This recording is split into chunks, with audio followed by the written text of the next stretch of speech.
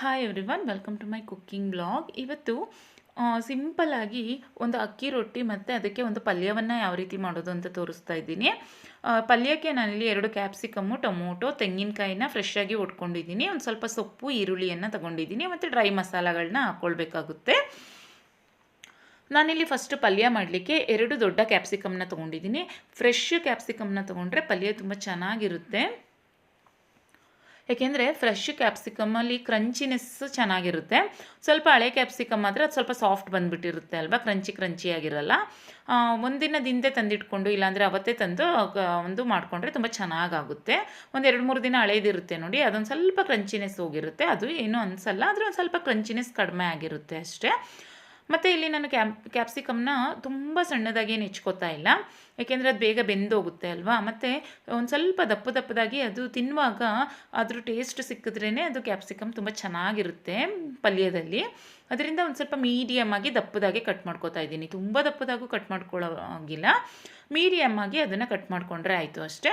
ಮತ್ತು ನಾನು ಇದ್ರ ಜೊತೆಗೆ ಒಂದು ಸ್ವಲ್ಪ ಸೊಪ್ಪನ್ನು ಸಹ ತೊಗೊಂಡಿದ್ದೀನಿ. ಯಾವುದೇ ಸೊಪ್ಪು ತೊಗೋಬೋದು, ಮೆಂತ್ಯ ಸೊಪ್ಪು ಸಹ ಚೆನ್ನಾಗಿರುತ್ತೆ. ಇಲ್ಲಾಂದರೆ ಬರೀ ಕೊತ್ತಂಬರಿ ಸೊಪ್ಪು ಹಾಕ್ಕೊಂಡ್ರೆ ಸಾಕು. ಇಲ್ಲಾಂದರೆ ಸಬ್ಸಿಗೆ ಸೊಪ್ಪು ಇರುತ್ತೆ ನೋಡಿ, ಅದು ಸಹ ತುಂಬ ಚೆನ್ನಾಗಾಗುತ್ತೆ. ನಾನು ನಮ್ಮ ಮನೆಯಲ್ಲೇ ಬಿಟ್ಟಿತ್ತು ಮೆಂತ್ಯ ಸೊಪ್ಪು ನೋಡಿ, ಇಲ್ಲಿ ನಾನು ಕಟ್ ಮಾಡಿ ಇಟ್ಕೊಂಡಿದ್ದೀನಿ. ಪುದೀನ ಸೊಪ್ಪು, ಮೆಂತ್ಯ ಸೊಪ್ಪು, ಕೊತ್ತಂಬರಿ ಸೊಪ್ಪು ಮತ್ತು ಒಂದು ಸ್ವಲ್ಪ ಗಣಕೆ ಸೊಪ್ಪಿತ್ತು. ಎಲ್ಲ ಸೊಪ್ಪನ್ನು ಸಹ ಮಿಶ್ರವಾಗಿ ತೊಗೊಂಡಿದ್ದೀನಿ, ಪಲ್ಯ ಟೇಸ್ಟ್ ಚೆನ್ನಾಗಿ ಬರುತ್ತೆ ಅಂತ. ಅರ್ಧ ಭಾಗದಷ್ಟು ತೆಂಗಿನಕಾಯಿನ ತುರಿದಿಟ್ಕೊಂಡಿದ್ದೀನಿ. 2 ದೊಡ್ಡ ಟೊಮೊಟೊವನ್ನು ಹೆಚ್ಚಿಟ್ಕೊಂಡಿದ್ದೀನಿ. ತುಂಬ ಚೆನ್ನಾಗಾಗುತ್ತೆ ಈ ಪಲ್ಯ ರೊಟ್ಟಿ ಮಾಡಲಿಕ್ಕೆ, ಪಲ್ಯ ಮಾಡಲಿಕ್ಕೆ. ನಂತರ ನೋಡಿ, ರೊಟ್ಟಿ ಮಾಡಲಿಕ್ಕೆ ನಾನು ಮಾರ್ನಿಂಗಲ್ಲಿ ಒಂದು ರೈಸ್ ಐಟಮ್ ಮಾಡಿದ್ದೆ. ಅದ್ರದ್ದು ಸ್ವಲ್ಪ ರೈಸ್ ಮಿಕ್ಕಿತ್ತು ನೋಡಿ. ಈ ಒಂದು ಏನು ರೈಸ್ ಮಿಕ್ಕಿದೆ, ಇದರಲ್ಲಿ ಒಂದು 4 ರೊಟ್ಟಿಯನ್ನು ಮಾಡ್ಕೊಳ್ಬೋದು ಅಷ್ಟೇ. ಅಂದರೆ ಒಂದು ಬೌಲಷ್ಟು ರೈಸ್ ಮಿಕ್ಕಿದೆ, ಒಂದು 4 ರೊಟ್ಟಿನ ಮಾಡ್ಕೊಳ್ಬೋದು. ಒಂದು 5-6 ರೊಟ್ಟಿ ಮಾಡ್ಕೊಂಡ್ಬಿಟ್ರೆ ಏನಾಗುತ್ತೆ, ರೊಟ್ಟಿ ಸ್ವಲ್ಪ ಒರಟು ಬಂದುಬಿಡುತ್ತೆ. ರೈಸ್ ಯಾವ ಥರ ಮಿಕ್ಕಿದೆ ಅದ್ರ ಮೇಲೆ ರೊಟ್ಟಿಯನ್ನು ಮಾಡ್ಕೊಳ್ಬೇಕಾಗುತ್ತೆ. ಈಗ ನಾನು ಅದೇನು ರೈಸ್ ಮಿಕ್ಕಿತ್ತು ಒಂದು ಸ್ವಲ್ಪ ಕೈನಲ್ಲಿ ಪ್ರೆಸ್ ಮಾಡ್ಕೊಂಡಿದ್ದೀನಿ, ಯಾಕೆಂದರೆ ರೊಟ್ಟಿ ತಟ್ಟಲಿಕ್ಕೆ ಈಸಿ ಆಗುತ್ತೆ ಅಂತ ಅಷ್ಟೇ. ನಂತರ ಅದಕ್ಕೆ ದೊಡ್ಡ ಬೌಲಲ್ಲಿ 2 ಬೌಲಷ್ಟು ಅದಕ್ಕೆ ಅಕ್ಕಿ ಹಿಟ್ಟನ್ನು ಸೇರಿಸ್ಕೊತಾ ಇದ್ದೀನಿ ನೋಡಿ. ಈಗ ಅಕ್ಕಿ ಹಿಟ್ಟನ್ನು ಸೇರಿಸ್ಕೊಂಡು ಒಂದು ಅರ್ಧ ಸ್ಪೂನಷ್ಟು ಅದಕ್ಕೆ ಉಪ್ಪನ್ನು ಸೇರಿಸ್ಕೋಬೇಕು, ರುಚಿಗೆ ಅಷ್ಟೇ. ಪಲ್ಯಕ್ಕೂ ನಾವು ಉಪ್ಪು ಹಾಕ್ಕೊಳ್ತೀವಿ ಅಲ್ವಾ, ಸ್ವಲ್ಪ ಮಾತ್ರ ಉಪ್ಪನ್ನು ಸೇರಿಸ್ಕೊಳ್ಬೇಕು, ರೊಟ್ಟಿ ರುಚಿ ಬರುತ್ತೆ ಅಂತ ಅಷ್ಟೇ. ಈಗ ಇದನ್ನು ಸ್ವಲ್ಪನೇ ನೀರು ಹಾಕೋತಾ ಕಲಿಸ್ಕೊತಾ ಹೋಗಬೇಕು. ಒಂದೇ ಸರಿ ನೀರು ಹಾಕೊಂಡ್ಬಿಟ್ರೆ ತೆಳುವಾಗ್ಬಿಡುತ್ತೆ, ಮತ್ತೆ ಅಕ್ಕಿ ಹಿಟ್ಟನ್ನು ಸೇರಿಸ್ಕೊಬೇಕಾಗುತ್ತೆ.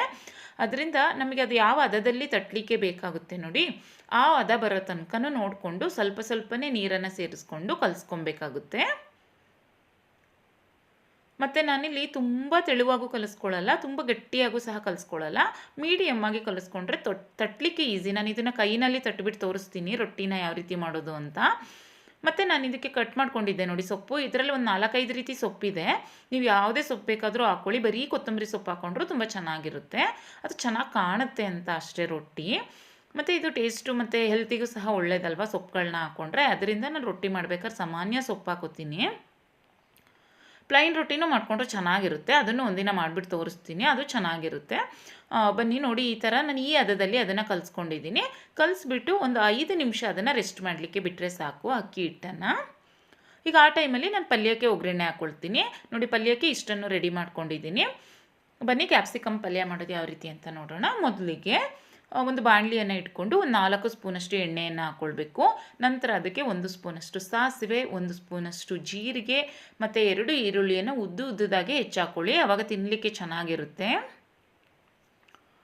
ಅದನ್ನು ಅಷ್ಟೇ ಸ್ವಲ್ಪ ಫ್ರೈ ಮಾಡ್ಕೊಳ್ಬೇಕು, ತುಂಬ ಗೋಲ್ಡನ್ ಬ್ರೌನ್ ಏನು ಬೇಡ, ಒಂದು ಸ್ವಲ್ಪ ಫ್ರೈ ಮಾಡಿಕೊಂಡ್ರೆ ಸಾಕು.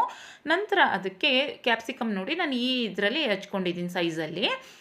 ಕ್ಯಾಪ್ಸಿಕಮ್ನು ಅಷ್ಟೇ ಹಾಕ್ಕೊಂಡು ಚೆನ್ನಾಗಿ ಫ್ರೈ ಮಾಡ್ಕೋಬೇಕು. ಕ್ಯಾಪ್ಸಿಕಮ್ ಅರ್ಧದಷ್ಟು ಬೆಂದು ಬಿಡಬೇಕು, ಆ ರೀತಿ ಚೆನ್ನಾಗಿ ಫ್ರೈ ಮಾಡ್ಕೊಳ್ಬೇಕು. ಅದನ್ನು ನಾನು ಬೇಯಲಿಕ್ಕೆ ಅಂತ ಈಗೇನು ಫ್ರೈ ಮಾಡ್ಕೊಳ್ತಾ ಇದ್ದೀನಿ. ಇದೇ ಟೈಮಲ್ಲಿ ಒಂದು ಅರ್ಧ ಸ್ಪೂನಷ್ಟು ಉಪ್ಪನ್ನು ಸಹ ಸೇರಿಸ್ಕೊಳ್ತೀನಿ, ಏಕೆಂದರೆ ಉಪ್ಪನ್ನು ಸೇರಿಸ್ಕೊಂಡ್ರೆ ಬೇಗ ಒಂದು ಸ್ವಲ್ಪ ಬೇಯುತ್ತೆ ಮತ್ತು ಟೇಸ್ಟ್ ಎಲ್ಲ ಎಳ್ಕೊಳ್ಳುತ್ತೆ ಅಂತ ಅಷ್ಟೇ ಅದು ಉಪ್ಪಿಂದು ನೋಡಿ. ಈಗ ಉಪ್ಪನ್ನು ಸೇರಿಸ್ಬಿಟ್ಟು ನೀಟಾಗಿ ಮುಚ್ಚಿಬಿಟ್ಟು ಅದನ್ನು ಕಡಿಮೆ ಉರಿಯಲ್ಲಿ ಒಂದು 5 ನಿಮಿಷ ಫ್ರೈ ಮಾಡ್ಕೋಬೇಕು ನೋಡಿ. ಈಗ 5 ನಿಮಿಷ ಫ್ರೈ ಆಯ್ತಲ್ವಾ, ಈಗ 5 ನಿಮಿಷ ಫ್ರೈ ಆದಾಗ ಅದು ಅರ್ಧದಷ್ಟು ಬೆಂದೋಗಿದೆ. ನಂತರ ಅದಕ್ಕೆ 2 ಟೊಮೊಟೊವನ್ನು, ಜಾಸ್ತಿ ಟೊಮೊಟೊನೇ ಹಾಕ್ಕೊಳ್ಬೇಕು ಇದಕ್ಕೆ, ಏಕೆಂದರೆ ಒಂದು ಸ್ವಲ್ಪ ಗ್ರೇವಿ ಮಾಡ್ತಾ ಇಲ್ಲ ಅಲ್ವಾ ನಾವು, ಪಲ್ಯ ಬೇಕಲ್ವಾ. ಅದರಿಂದ ಒಂದು 2ರಿಂದ 3 ಟೊಮೊಟೊ ಹಾಕ್ಕೊಂಡ್ರೆ ಚೆನ್ನಾಗಾಗುತ್ತೆ. ಮತ್ತು ಸ್ವಲ್ಪ ಸ್ವೀಟ್ ಟೊಮೊಟೊ ಹಾಕ್ಕೊಂಡ್ರೆ ಚೆಂದ. ಜಾಮೂನ್ ಟೊಮೊಟೊ ಬರುತ್ತೆ ನೋಡಿ, ಅದಕ್ಕೂ ನಾನು ಒಂದು ಅರ್ಧ ಸ್ಪೂನಷ್ಟು ಉಪ್ಪನ್ನು ಸೇರಿಸಿ ಈಗ ಟೊಮೊಟೊ ಸಾಫ್ಟ್ ಆಗಬೇಕು ಅಲ್ಲಿ ತನಕ ಫ್ರೈ ಮಾಡ್ಕೋಬೇಕು. ಟೊಮೊಟೊ ಸಾಫ್ಟ್ ಆದಮೇಲೆ ಅರ್ಧ ಸ್ಪೂನಷ್ಟು ಅರಿಶಿನ ಪುಡಿ, 3/4 ಸ್ಪೂನಷ್ಟು ಅಚ್ಚ ಖಾರದ ಪುಡಿ, ಅರ್ಧ ಸ್ಪೂನಷ್ಟು ಗರಂ ಮಸಾಲ ಇಷ್ಟೇ ಸೇರಿಸಿದ್ದೀನಿ. ಬೇಕಿದ್ರೆ ಜೀರಿಗೆ ಪೌಡರ್ ಬೇಕಾದರೂ ಸೇರಿಸ್ಕೊಬೋದು, ಇಲ್ಲಾಂದರೆ ಯಾವ್ದಾದ್ರು ಚಿಕನ್ ಮಸಾಲ ಮಟನ್ ಮಸಾಲ ಬರುತ್ತೆ ನೋಡಿ, ಅದನ್ನು ಅರ್ಧ ಸ್ಪೂನ್ ಸೇರಿಸ್ಕೊಬೋದು, ಚೆನ್ನಾಗಾಗುತ್ತೆ. ಕೊನೆಯಲ್ಲಿ ಅದಕ್ಕೆ ಈಗ ನೋಡಿ ರೆಡಿ ಆಯಿತು ಪಲ್ಯ. ಲಾಸ್ಟಲ್ಲಿ ಅದಕ್ಕೆ 1 ಬೌಲಷ್ಟು ನಾನಿಲ್ಲಿ ತೆಂಗಿನಕಾಯಿ ತುರಿಯನ್ನು ಸೇರಿಸಿದ್ದೀನಿ, ಅದೇ ಟೇಸ್ಟ್ ಕೊಡೋದು. ಮತ್ತು 2 ಸ್ಪೂನಷ್ಟು ಕೊತ್ತಂಬರಿ ಸೊಪ್ಪನ್ನು ಸೇರಿಸ್ಕೋಬೇಕು. ತೆಂಗಿನಕಾಯಿ ತುರಿ ಹಾಕಲಿಲ್ಲ ಅಂದರೆ ಅಷ್ಟು ಪಲ್ಯ ಟೇಸ್ಟ್ ಚೆನ್ನಾಗಿರಲ್ಲ. ತೆಂಗಿನಕಾಯಿ ತುರಿ ಹಾಕ್ಕೊಂಡ್ರೆ ಈ ಪಲ್ಯಕ್ಕೆ ಟೇಸ್ಟ್ ಚೆನ್ನಾಗಿರೋದು. ಅದರಿಂದ ಫ್ರೆಶ್ ತೆಂಗಿನಕಾಯಿ ಬರುತ್ತೆ ನೋಡಿ, ಅದನ್ನು 1 ಬೌಲಷ್ಟು ಸೇರಿಸ್ಕೊಳ್ಳಿ, ತುಂಬ ಚೆನ್ನಾಗಾಗುತ್ತೆ ಪಲ್ಯ. ನೋಡಿ ಪಲ್ಯ ರೆಡಿ ಆಯಿತು. ಮತ್ತು ಕ್ಯಾಪ್ಸಿಕಮ್ ಕಲ್ಲರ್ ನೋಡಿ ಸೇಮ್ ನಾ ಏನು ಕಟ್ ಮಾಡಿದ್ವು ಅದೇ ಕಲರಲ್ಲಿದೆ, ತುಂಬ ಕ್ರಂಚಿಯಾಗಿ ಚೆನ್ನಾಗಿರುತ್ತೆ ತಿನ್ನಲಿಕ್ಕೆ ಈ ರೀತಿ ಮಾಡಿಕೊಂಡ್ರೆ. ಬನ್ನಿ ಈಗ ರೊಟ್ಟಿ ಯಾವ ರೀತಿ ಮಾಡೋದು ಅಂತ ನೋಡೋಣ. ತುಂಬ ಮೆಥಡಲ್ಲಿ ರೊಟ್ಟಿನ ಮಾಡ್ಕೊಳ್ಬೋದು, ಈ ಥರನೂ ಒಂದು ಮೆಥಡಲ್ಲಿ ಮಾಡ್ಕೊಳ್ಬೋದು. ನಾನಿಲ್ಲಿ ಏನೊಂದು ಅಕ್ಕಿ ಹಿಟ್ಟನ್ನು ಕಲಸಿಟ್ಕೊಂಡಿದ್ದೀನಿ ನೋಡಿ, ಈ ಹದದಲ್ಲಿ ಕಲಸಿಟ್ಕೊಂಡಿದ್ದೀನಿ. ತುಂಬ ಸಾಫ್ಟು ಇಲ್ಲ, ತುಂಬ ಗಟ್ಟಿನೂ ಇಲ್ಲ, ಮೀಡಿಯಮ್ ಆಗಿ ಕಲಸಿಟ್ಕೊಂಡಿದ್ದೀನಿ. ಈಗ ಚಿಕ್ಕ ಚಿಕ್ಕ ಉಂಡೆಗಳಾಗಿ ತೊಗೋಬೇಕು. ಅಂದರೆ ನಾವು ಅಲ್ಲಿ ಏನು ರೊಟ್ಟಿ ಮಣೆ ಇಟ್ಕೊಂಡಿರ್ತೀವಿ ನೋಡಿ, ಆ ರೊಟ್ಟಿ ಮಣೆಗೆ ಎಷ್ಟು ತಟ್ಬೋದು ಆ ಸೈಜಲ್ಲಿ ಹಿಟ್ಟನ್ನು ತೊಗೋಬೇಕು. ನಾನು ಒಂದು ಮೀಡಿಯಮ್ ಆಗಿರೋ ರೊಟ್ಟಿ ಮಣೆನ, ಚಪಾತಿ ಮಣೆನ ತೊಗೊಂಡಿದ್ದೀನಿ ಇವತ್ತು. ಬೇಕಾದರೆ ದೊಡ್ಡ ಮಣೆಯಲ್ಲೂ ತೊಟ್ಬಿಟ್ಟು ತೋರಿಸ್ತೀನಿ. ಅದರಲ್ಲೂ ಎಷ್ಟು ಅಗಲ ಮಣೆ ಇರುತ್ತೆ ಅಷ್ಟು ಅಗಲನೂ ರೊಟ್ಟಿ ತೊಟ್ಕೊಬೋದು ನೋಡಿ. ಈಗ ಮಣೆ ಮೇಲೆ ಫಸ್ಟು ಸುತ್ತಲುವ ಡ್ರೈ ಅಕ್ಕಿ ಹಿಟ್ಟನ್ನು ಹಾಕೋಬೇಕು.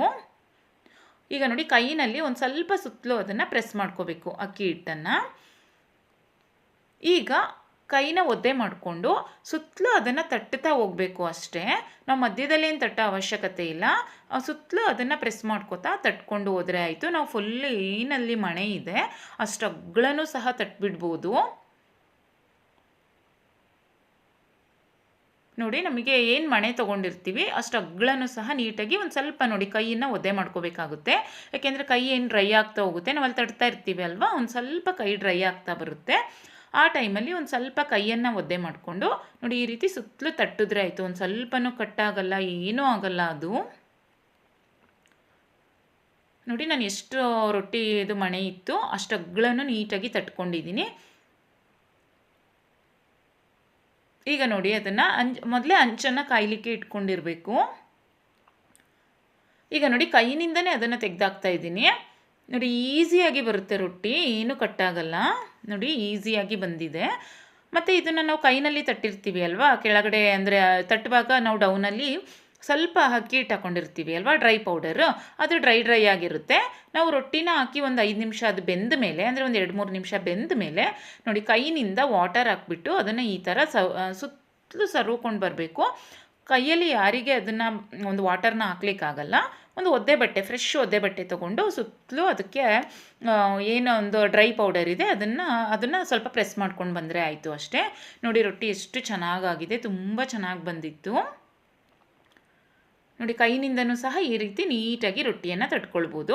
ಅಂದರೆ ಇದೇನು ಅಂದರೆ ನೋಡಿ ಫಸ್ಟು ಅಂದರೆ ಆಗಿನ ಊಟಕ್ಕೆ ನಾನು ಒಂದೇ ಒಂದು ರೊಟ್ಟಿ ಮಾಡಿಬಿಟ್ಟು ಬಿಸಿಯಾಗಿ ಸರ್ವ್ ಮಾಡ್ತಾಯಿದ್ದೀನಿ. ಈಗ ಇನ್ನೊಂದು ರೊಟ್ಟಿ ಮಾಡಿಬಿಟ್ಟು ತೋರಿಸ್ತೀನಿ ನಿಮಗೆ ನೋಡಿ. ಈಗ ಏನೊಂದು ರೊಟ್ಟಿ ಮಾಡ್ಕೊಂಡಿದ್ದೆ, ಕ್ಯಾಪ್ಸಿಕಮ್ ಪಲ್ಯ ತುಂಬ ಚೆನ್ನಾಗಾಗುತ್ತೆ, ತೆಂಗಿನ ತುರಿ ಹಾಕ್ಕೊಂಡ್ರೆ ಮಾತ್ರ ತುಂಬ ಚೆನ್ನಾಗಾಗೋದು. ಅದಕ್ಕೆ ಗಟ್ಟಿಯಾದಂತಹ ಒಂದು ಮೊಸರನ್ನು ಯೂಸ್ ಮಾಡಿಕೊಂಡ್ರೆ ಚೆನ್ನಾಗಿರುತ್ತೆ ತಿನ್ನುವಾಗ. ಮೊಸರು ತುಂಬ ಟೇಸ್ಟ್ ಕೊಡುತ್ತೆ ರೊಟ್ಟಿಗೆ. ಅದಕ್ಕೆ 1 ಸ್ಪೂನಷ್ಟು ತೆಂಗಿನಕಾಯಿ ತುರಿ, ಒಂದು ಸ್ವಲ್ಪ ಕೊತ್ತಂಬರಿ ಸೊಪ್ಪು, ಒಂದು ಸ್ವಲ್ಪ ಉಪ್ಪನ್ನು ಸಹ ಹಾಕ್ಕೋಬೇಕು, ಚೆನ್ನಾಗಾಗುತ್ತೆ, ರಾಯ್ತ ಥರ ಆಗುತ್ತೆ. ನಾವು ಏನಿರುತ್ತೆ ಅದು ಹಾಕ್ಕೊಳ್ಬೋದು. ಕ್ಯಾರೆಟ್ ಇದ್ದರೆ ನಾನು ಕ್ಯಾರೆಟ್ ಹಾಕ್ಕೊಳ್ತೀನಿ, ಮೂಲಂಗಿ ಇದ್ದರೆ ಮೂಲಂಗಿ ಹಾಕ್ಕೊಳ್ತೀನಿ ತುರಿದ್ಬಿಟ್ಟು. ಯಾವ ತರಕಾರಿ ಇರುತ್ತೆ ಅದು ತಿನ್ನೋ ಅಂಥ ತರಕಾರಿಗಳನ್ನ ಮೊಸರಿಗೆ ಸೇರಿಸ್ಕೊಂಡ್ರೆ ತುಂಬ ಚೆನ್ನಾಗಿರುತ್ತೆ ರೊಟ್ಟಿ ಜೊತೆ ತಿನ್ನಲಿಕ್ಕೆ. ನೋಡಿ ಎಷ್ಟು ಚೆನ್ನಾಗಾಗಿದೆ ಅಂತ. ಮಾರ್ನಿಂಗ್ ಬೇಕಾದರೂ ಮಾಡ್ಕೊಳ್ಬೋದು, ಆಫ್ಟರ್ನೂನಿಗಾದರೂ ಮಾಡ್ಕೊಳ್ಬೋದು, ಡಿನ್ನರಿಗಾದರೂ ಮಾಡ್ಕೊಳ್ಬೋದು, ಇದನ್ನು ಯಾವ ಟೈಮಿಗಾದರೂ ಮಾಡ್ಕೊಳ್ಬೋದು. ಮತ್ತು ಹೆಲ್ತಿ ಫುಡ್ ಅಲ್ವಾ, ಪಲ್ಯದಲ್ಲೂ ಎಲ್ಲ ಹೆಲ್ತಿ ಫುಡ್ಡೇ ಇದೆ. ಮತ್ತು ರೊಟ್ಟಿನೂ ಅಷ್ಟೇ, ಏನೇ ಎಣ್ಣೆ ಒಂದು ಸ್ವಲ್ಪನೂ ಎಣ್ಣೆ ಬಳಸಿಲ್ಲ ಅಲ್ವಾ, ಮತ್ತು ಮೊಸರು ಸಹ ತುಂಬ ಒಳ್ಳೆಯದಲ್ವಾ. ಅದರಿಂದ 3 ಹೆಲ್ತಿ ಫುಡ್ ಆಗಿರೋದ್ರಿಂದ ಯಾವ ಟೈಮಿಗಾದರೂ ಮಾಡ್ಕೊಳ್ಬೋದು. ಈಗ ನಂತರ ನಾನಿಲ್ಲಿ ನೋಡಿ ನಾನು ಒಂದು ರೊಟ್ಟಿನ ಸರ್ವ್ ಮಾಡಿಕೊಟ್ಟಿದ್ದೀನಿ. ಈಗ ಇನ್ನೊಂದು ರೊಟ್ಟಿನ ಬಿಸಿಯಾಗಿ ಮಾಡಿ ತೋರಿಸ್ತಾ ಇದ್ದೀನಿ ನೋಡಿ. ಬಿಸಿಯಾಗಿ ಮಾಡಿಕೊಂಡ್ರೆ ತಿನ್ಲಿಕ್ಕೆ ತುಂಬ ಚೆನ್ನಾಗಿರುತ್ತೆ ಅಂತ ಅಷ್ಟೇ. ನೋಡಿ ಇನ್ನೊಂದು ಇದು ಯಾಕೆ ಅಂದರೆ ಕೆಲವರು ಹೊಸದಾಗಿ ಮಾಡ್ತಾ ಇರ್ತಾರೆ ನೋಡಿ, ಆಗಿನ್ನೂ ಮದುವೆ ಆಗಿರ್ತಾರೆ, ಇಲ್ಲಾಂದ್ರೆ ಇನ್ನೂ ಮದುವೆ ಆಗಿರಲ್ಲ, ಕಲಿತಾ ಇರ್ತಾರೆ.